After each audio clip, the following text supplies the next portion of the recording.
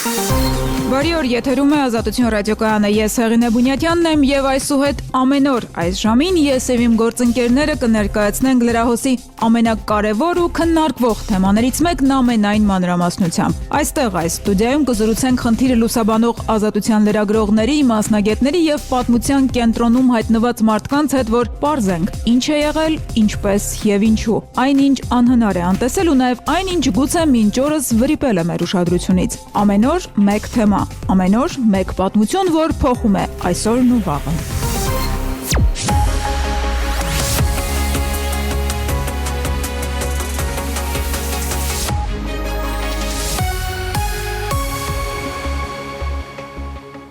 Ուղիղ 3 օր առաջ այս ժամերին պետական պաշտոնյան ուղիղ եթերում սեփական ենթակաների ու աջակիցների հետ ծեծեց իր ընդդիմախոսին։ Մի քանի րոպե մինչ տեսախցիկը կանջատվեր, պետական շենքում մարտեր էին առանց կանոնների։ Ավելի քան 1 տասնյակ առողջ տղամարդ հարձակվել էին 1 հոգու վրա։ Նոր-Նորքի թաղապետարանում տեղի ունեցած այս միջադեպը սակայն արտարոց էր, շղթան շարունակվեց, երբ ոստիկանությունը առաջինը ծեծվողին մեղադրանք առաջադրեց ծեծողի փոխարեն։ Վերջինիս կուսակիցներն էլ պնդեցին, թե նա ճիշտ հայավարի ու տղամարդավարի է իրեն պահել եւ չպիտի հրաժարական տա, քանի որ ոչ թե դաժանաբար մարդ է ծեծել, այլ բռունցքներով Հայաստանի ժողովրդավարությունն է պաշտպանել, թույլ չտալով, որ մեղրի միջանցքն իրականություն դառնա։ Ու թեև թվում է, որ ամեն ինչ տեղի էր ունենում տեսախցիկների առջև, կան մանրամասներ, որ դուրս են մնացել եւ հենց դրանք ենք նաեւ այսօր քննարկելու իմ գործընկեր Սուսան Բադալյանի հետ, ով երրորդ օրն է առավոտից ուշ գիշեր այս թեման է լուսաբանում։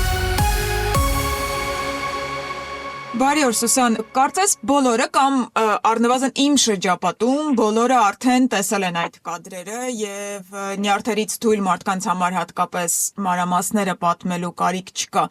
Կասես մինչ օրս դեպքից 3 օր անց մեր այդ տեսածին իրավապահները ոստիկան քննիչները ինչ արձագանք են տվել։ Բարև ձեզ, բարի օր Հեղինե, ասեմ, որ այո, միջադեպից այդ աղմկոտ միջադեպից 3 օր անց Նոր-Նորքի թաղապետը դեռ պաշտոնավարում է, իսկ ծեծված ակտիվիստ Արթուր Չախոյանը այս պահին հիվանդանոցում է եւ քիչ առաջ նրա փաստաբանից տեղեկացանք, որ առայժմ դատաբժշկի մոտ էլ չի գնացել, քանի որ հոսպիտալացված է։ Այս պահին 2 քրեական գործ կա ըստ քննչական կոմիտեի եւ 6 մեղադրյալներ։ Փաստացի դեպքից հետո որևէ մեկը չի ձերբակալվել։ Ոչ դեպքից հետո ձերբակալվեց մի քանի ժամով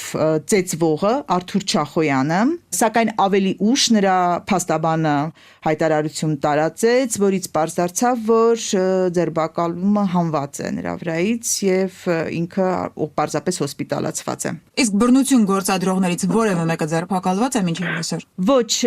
ընդամենը կան 4 մեղադրյալներ։ Իսկ Չախոյանը ծեծվողը տուժողի կարգավիճակ այս պահին ունի։ Ոչ Հեղինե, այս պահին տուժողի կարգավիճակ Արթուր Չախոյանը չունի, սակայն արդեն ասեցի, որ նա հիվանդանոցում է եւ դեպքի օրն էլ, երբ ես նրան տեսա, նա վնասվածքներ ուներ դեմքին եւ նաեւ բժիշկները նրա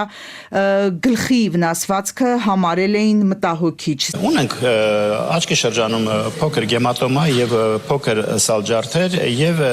ունենք մեզ անհանգստացնող գլխի վնասվածք, որը դինամիկ հսկողության կարիք ունի։ Սակայն թե կոնկրետ ինչ ախտորոշում կա, քիչ առաջ փաստաբանից էլ փորձեցի ճշտել, նա ասաց, որ առայժմ այդ թղթերը, բժշկական թղթերը դեռ չի նայել, չի տեսել։ Գիտես, ինձ համար մինչև այսօր անհասկանալի, այսինքն շատ բան է անհասկանալի, բայց նախ սա ասեմ,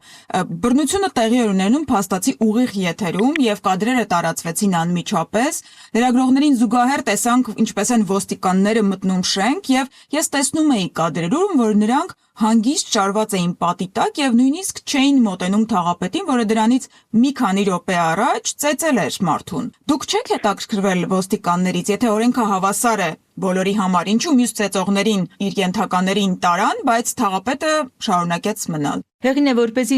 պատկերացում կազմեք, թե ինչ մթնոլորտ էր, ասեմ, որ այո, հանրային քննարկումը շարունակվում էր, ոստիկանները տեղում էին, հսկում էին նույնիսկ եւ թաղապետն ինքը պարբերաբար հանրային քննարկման սենյակից մտնում էր ներսի սենյակ, դեպի իր առանձնասենյակ տանող մի փոքր հատված, որտեղ նաեւ ես նկատեցի, որ տղաների խումբ է հավաքված, բարբերաբար մտնում դուրս էր գալիս վերադառնում հանրային քննարկման։ Ընդհանուր առմամբ մթնոլորտում սենց սպասում կար, այսինքն ենթադրվում էր, որ թե ոստիկանները եւ թե թաղապետը սպասում են ինչ որ հրահանգի, զանգի, ոստիկանները նույնպես իրենք տեղեկացրին, որ հասարակական կարգն են փորձում պահպանել, սակայն նրանցից մեկը մեզ չհրապարակման պայմանով, այդ տեսանյութում չհրապարակման պայմանով ասաց, որ իրենք նույնպես սպասում են գուցե թե բերման ենթարկեն նաև թաղապետին, սակայն ինչպես մենք տեսանք, դա տեղի չունեցավ եւ դա մինչեւ այժմ էլ տեղի չի ունեցել։ Լավ, իսկ ինչից սկսվեց այս պատմությունը։ Հեղինե, այս պատմությունը սկսվեց օրեր առաջ, երբ Արթուր Չախոյանը, որ պարբերաբար է ահազանգում երևանյան խնդիրների մասին եւ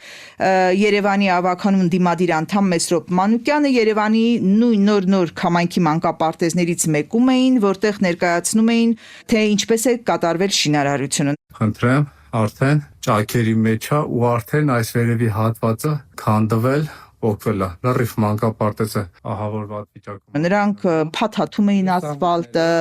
որի արանքից արդեն կանաչ էր դուրս եկել, խոտ էր դուրս եկել, ծեփերներ պոկվում, իդեպ առանց ուժ գործադրելու էր այդ ամենը քանդվում, հենց իրենց ուղիղ եթերում, եւ այդպիսով նրանք փորձում են ցույց տալ եւ նաեւ տեքստներ այդպիսին, որ սա հերթական մայրաքաղաքային անորակ շինարարությունն է եւ ահա այստեղ պատրաստում են երեխաների ընդունել։ Ընդ որում ակտիվիստները հստակ նշում էին, որ այդ շինարարությունն իրականացվել է մի ընկերության կողմից, որի ղեկավարը եղել է քաղաքացիական պայմանագրի ավականու ցուցակում, այսինքն կապ ունի իշխող ուժի հետ, ուստի կան հիմնավոր կասկածներ, որ այստեղ կարող էր կոռուպցիա կամ հովանավորչություն լինել։ Հեղինե, այստեղ անպայման ասենք, որ ըստ նույն ընդդիմադիր ավականու Մեսրոպ Մանուկյանի ոչ միայն սա է խնդիրը, այլև նույն ընկերությունը Լիլիան Արմ ընկերությունը պարզվում է քաղաքում մոտ 4-5 շինարարություն է արել, բոլորը անորակ եւ վերջերս ավականու նիստում ներկայացվել է $2.5 միլիոն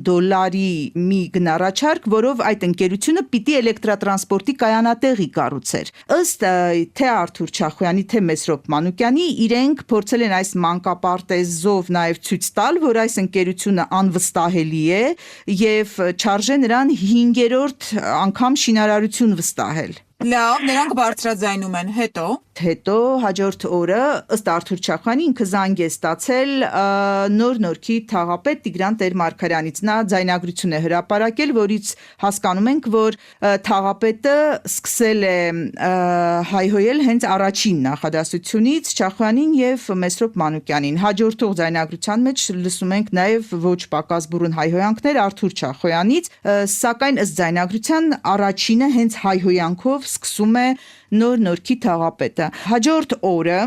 երկուսով Մեսրոպ Մանուկյանը եւ Արթուր Չախոյանը ուղևորվում են թաղապետարան, այսպես տղայական խոսիթով ասեմ, տեսնելու թաղապետին, այսինքն եթե այդպիսի սպառնալիքներ եւ հայհոյանքներ եք ուղղել, մենք տղամարդավարի եկել ենք դեմարդեմ խոսելու, թաղապետը այնտեղ չէ եւ այստեղ մի ակցիա են իրականացրել, որը իրենք այս երկու Մեսրոպ Մանուկյանն ու Արթուր Չախոյանը համարում են, որ սա քաղաքական ակցիա է։ Թաղապետի նկարի վրա նրանք լցնում են յոգուրտ ի պատասխան հայհոյանքների։ Թաղապետը այդպես էլ չի իջնում եւ մնացածը արդեն դեպքերը ծավալվում էին հաջորդ օրը արդեն թաղապետարանի շենքում, որտեղ նշանակված էր մի հանրային քննարկում։ Հեղինե, սա նույնպես շատ հետաքրքիր է, որ այդ հանրային քննարկումը վերաբերում էր հենց այն տարածքին, որտեղ ապրում է ակտիվիստ բլոգեր Արթուր Չախոյանը։ Իրենց բակն է, որտեղ պիտի ըստ նախկինում տրված թույլտվության բարձրահարկ շենք կառուցվեր։ Եվ այդ հանրային քննարկումից առաջ նա փորձում է խոսել թաղապետի հետ, թաղապետի առանձնասենյակի մուտքի մոտ։ Հենց այդտեղից էլ ծավալվում են հետագա բռնության տեսարանները, որին արդեն բոլորս ենք ականատես եղել։ Դու լավ տղեն դու չես։ Ու էլի պիտի կրկնվեմ, չնայած ինչպես դու ասացիր, ամեն ինչ պարզ էր, տեսախցիկների առջև էր, թափանցիկ էր, բայց Երևանում իշխող երկու ուժի Թաղապետի կուսակից Հանրապետության եւ գործընկեր քաղաքացիական պայմանագրի կողմից մինչեւ այսօր հստակ քննադատություն չի եղել։ Ավելին Թաղապետի կուսակիցներն ասում են, որ նա գործել է իրական հայի եւ տղամարդու նման եւ պաշտպանել է Հայաստանի ինքնիշխանությունը։ Քանի որ խոսել ես նրանց հետ, կասես նրանց համոզմամբ ինչն է, որ կարող է արդարացնել խմբակային հարձակումը մեկ հոգու վրա։ Հեղինե ասեմ, որ այնտեղ էր Անի Խաչատրյանը, Երևանի ավականու Հանրապետություն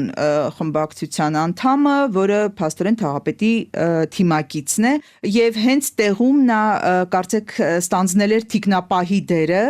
ոչ միայն խոսքով էր պաշտպանում, այլև երբ թաղապետը հանրային քննարկումը ավարտվեց եւ փորձում էր դուրս գալ, Անի Խաչատրյանը, այսպես ասած, վահանի դեր էր կատարում եւ պաշտպանում էր նրան, նա նաեւ ասում էր, որ ինքը հպարտ է այս թիմով։ Կպատասխանեն մեզ փողոցային լեքսիկոնով, կստանան փողոցային, կուզեն ծեծ, կստանան ծեծ, եթե մեր հետ կգնան այդ տարբերակով։ Նրանք շեշտադրում ավելի շատ հենց տղայական թեմայով էր, որ մարդիկ պաշտպանում են իրենց, հայհոյանքին են պատասխանում եւ եթե պետք է ծեծում են, նաեւ ավելի ուշ Հանրապետություն կուսակցությունը, որ քննարկել էր հավանաբար դեպքը եւ հայտարարություն տարածեց, բոլոր տեքստերը արձագանքներում սկսվում էր այսպես. մենք դատապարտում ենք, բայցում արդեն Արթուր Չախոյանի, այնինչ արել է Արթուր Չախոյանը, որակվում էր որպես սադրանք եւ այնինչ արել էր թաղապետը սադրանքին պատասխան։ Բայց նույն այդ թերությունները 1 տարի առաջ վարչապետին հունից հանեցին, երբ Փաշինյանը այցելել էր մարզեր, նորակառույց մանկապարտեզներ եւ նա անգամ հետո հայտարարեց, որ մենք դպրոց կառուցել չգիտենք, նոր պիտի սովորենք, բայց Չախոյանն էլ էր, չէ՞, նույն բյուջեի ծախսման արդյունավետության հարցը բարձրացնում, ինչու է մի դեպքում դա սադրանք, իսկ մյուս դեպքում կառուցողական քննադատություն։ Այո, հեղին է, այս դեպքում իշխանության փաստարկ, իդեպ հետաքրքիր է, իրենք ասում են, որ այդ մանկապարտեզի շինարարական ավարտական ակտը չկա, թերությունների մասին իրենք գիտեն, տուգանում են մանկապարտեզին, սակայն խնդիրն այն է, որ նախկինում էլ Չախոյանը պարբերաբար անդրադարձել է թե մանկապարտեզների, թե քաղաքի մայթերի սալիկապատման հարցերին, անորակ տոմետների հարցին, հենց 4-5 օր առաջ էլ նա մի բենզալցակայանի պատմություն էր դարձյալ նկարահանել եւ ուղարկել եւ այդ ամենը անվանել հեղափոխական ռեկետ, այսինքն նա պարբերաբար է անդրադարձել նաեւ այնպիսի մանկապարտեզների, որոնք շինարարական ակտ ավարտական ունեցել են։ Իդեպ Հանրապետություն կուսակցությունը թե իր հայտարարության մեջ եւ թե հետագայում, երբ կուսակցության ղեկավարը հարցազրույց էր տալիս, այս ամբողջ պատմության մեջ տեսնում են աշխարհքաղաքական հետք, նույնիսկ ուղիղ, եթե կարճ ձևակերպենք, մոտավորապես Մոսկվայից Պուտինի կողմից սադրված իրադարձություններ։ Որովհետև համապատասխան թևը խնդիր է լուծում Երևանում հասնել իշխանափոխության, հետո Հայաստանի Հանրապետությունում հասնել իշխանության։ Իսկ ովքեր են այդ թևի կողմնակիցները։ Դրա կողմնակիցները արդեն աշխարհաքաղաքական են։ Դա Ռուսաստանն է, դա Ադրբեջանն է։ Ինչ են իրենք ուզում։ Մեղրիով միջանցք եւ Հայաստանի ինքնիշխանության եւ ինքնուրույնության ամբողջական զրկ։ Խնդիրն այն է, որ այս թաղապետը, Երևանի նոր-նորքի թաղապետ Տիգրան Տեր-Մարգարյանը շուրջ 1 տարի առաջ Բուչա է այցելել, այնտեղ հանդիպումներ անցկացրել եւ այս ամենը նրանք կապում են պատասխան եւ հատկապես Արամ Զավենի Սարգսյանը շեշտում է, որ 4 օր առաջ էլ Բուչայի քաղաքապետն է Հայաստանում եղել եւ հանդիպում է տեղի ունեցել Հանրապետություն կուսակցության գրասենյակում հենց Տեր-Մարգարյանի հետ եւ այս ամենում նրանք տեսնում են ռուսական հետք։ Իդեպ Արթուր Չախոյանը առաջին անգամը չէ, որ այսպես ձևակերպեմ ռուսական շպիոն է համարվում, այդ մասին խոսվեց նաեւ այն ժամանակ, երբ հայտնի դարձավ, որ Արթուր Չախոյանը Ռուսաստանի Դաշնության քաղաքացի է, իսկ Արթուր Չախոյանը այո Ռուսաստանի քաղաքացի է եւ իդեպ Ազատությունը նույնպես անդրադարձել է այդ խնդրին, նա տևական ժամանակ է ցանկանում է Հայաստանի քաղաքացի դառնալ, սակայն չի կարողանում իր պնդմամբ ժամկետների խախտմամբ իր դիմումին չեն պատասխանում, սակայն Չախոյանը շեշտում է, որ ինքը իր ծնողները ծնվել են Հայաստանում, ինքը եղել է Հայաստանի քաղաքացի, ծառայել է Հայաստանի զինված ուժերում, ընդամենը 2 տարով դարձել է Ռուսաստանի քաղաքացի, այժմ չի կարողանում դառնալ Հայաստանի քաղաքացի։ Եվ հիշեցնենք, որ այդ քննարկումները ակտիվացան նաև 2023-ին ավականու ընտրություններից հետո, երբ Չախոյանը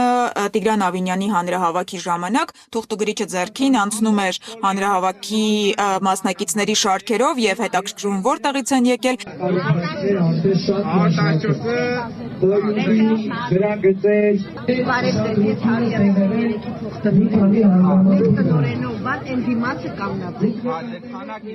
Եվ հենց նա էր, որ հրապարակեց տեսանյութը, բացահայտելով, որ հանրավիքի մասնակիցների մեծ մասը քաղաքապետարանի ենթակայության տակ գտնվող հիմնարկներից են դպրոց ու մանկապարտեզ, ինչը նաև այլ զեկույցներում քննադատվել։ Հիմա եթե հանրապետությունը ակնարկում է, որ նա Մոսկվայից է ուղարկված, անցած 2 տարում հիշում ես որևէ քննություն Չախոյանի դեմ ազգային անվտանգության ծառայության կողմից կամ նույն հանրապետությունը որևէ կոնկրետ փաստ ներկայացնում է նման մեղադրանք հնչեցնել։ Հեղինե,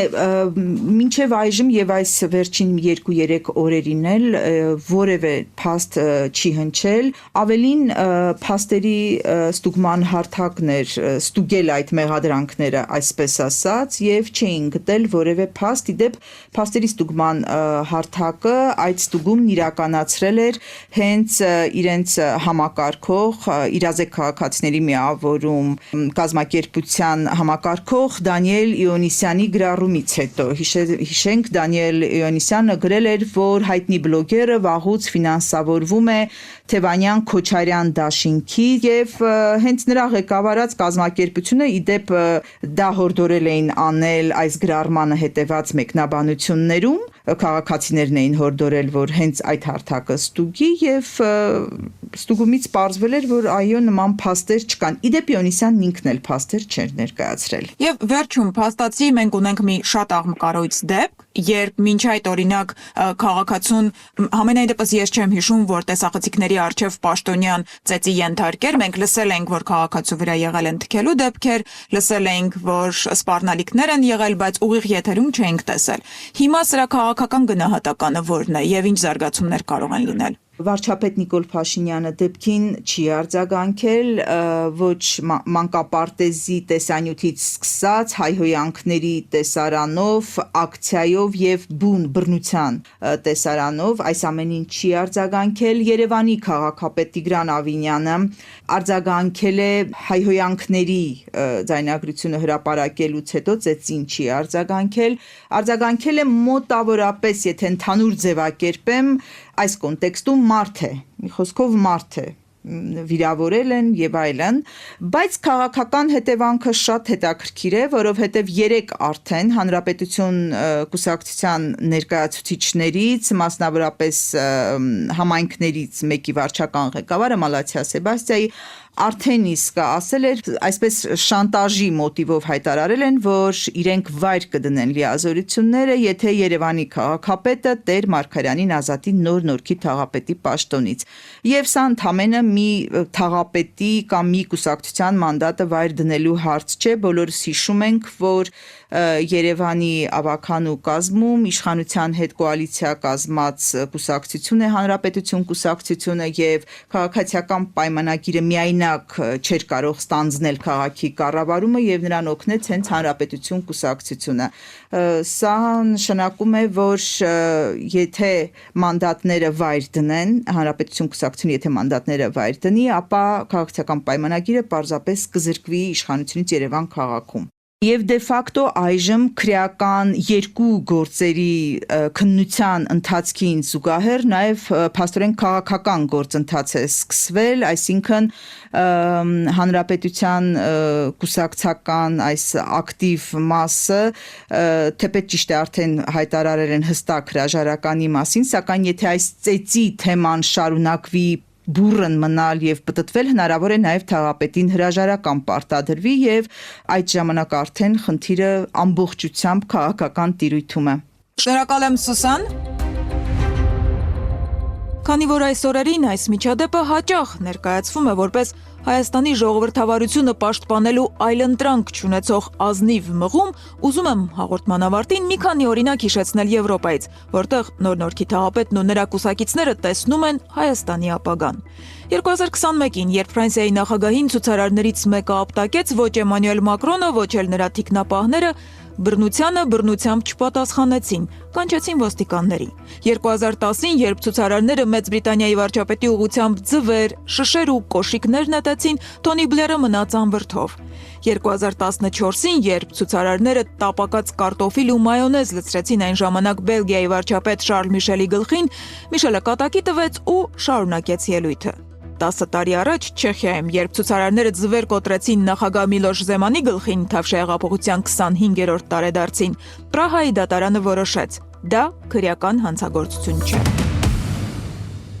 Այսօր այսքանը ձեզ հետազոտությունը խոսափողի մոտ էր Հեղինե Բունյաթյանը։ Կհանդիպենք վաղը մեկ այլ թեմայի մանրամասները քննարկելու։